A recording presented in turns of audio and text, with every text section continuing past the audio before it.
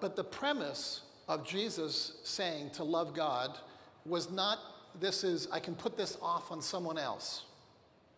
He didn't say, find someone who will love God for you. Yeah? He didn't say, find someone who is going to love other people on your behalf. If I'm part of the church, I'm doing these things. I'm loving God, I'm loving others, and I'm loving myself. So, we're going to go through this. There's a passage in the scriptures in Matthew.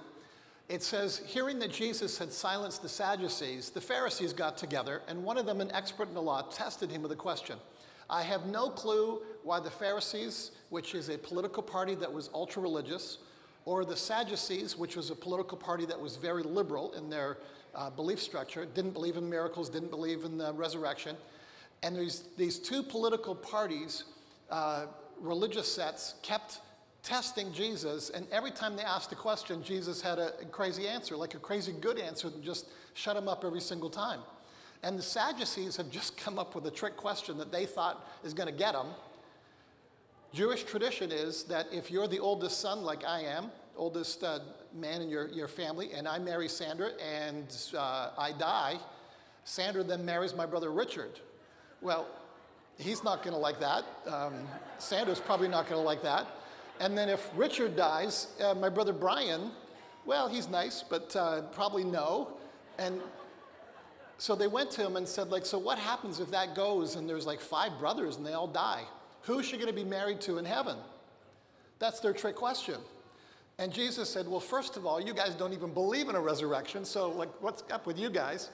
And then he gave them an amazing answer that confounded them. Well, right on the heels of that, the Pharisees send a legal guy to Jesus and said, which is the greatest commandment? I have no clue what they thought he was going to say, but Jesus quoted from Deuteronomy chapter 6. Teacher, which is the greatest commandment in the law? And Jesus replied, love the Lord your God with all of your heart, with all of your soul, with all of your mind. This is the first and the greatest commandment. And the second is like it. Love your neighbor as yourself, and all the law and the prophets hang on these 2 commandments. I think that the simplicity of the Bible is very, very interesting. It's love, isn't it? Love God, love others, love yourself, deal with your issues. He's quoting from this passage, hear, O Israel, the Lord our God, the Lord is one. Love the Lord your God with all of your heart, with all your soul, with all your strength. These commandments that I give you today are to be on your hearts. Impress them on your children. Talk about them when you sit at home and when you walk along the road, when you lie down and when you get up. Tie them as symbols on your hands and bind them on your forehead. Write them on the door frames of your house and on your gates. And for those of you that have been to Israel, you will know that the Orthodox Jews, many of them take this very literally. And so when you're at the Wailing Wall, you'll see men who have leather bands around their arms, and they're holding scriptures. They've tied the scriptures to their wrists, as the passage said. They have a little box on their forehead, and it's like a baseball cap almost, and it's tied to their back, and it's the scriptures in this little box. They take it seriously when the Bible says, when God said to love God and to tie it to yourself. Well, I would say, I don't know that that's what he really meant. I think the idea is that with everything that you are, you and I are to love God. And you can't pay someone to do this for you. You got to do it. I got to do it.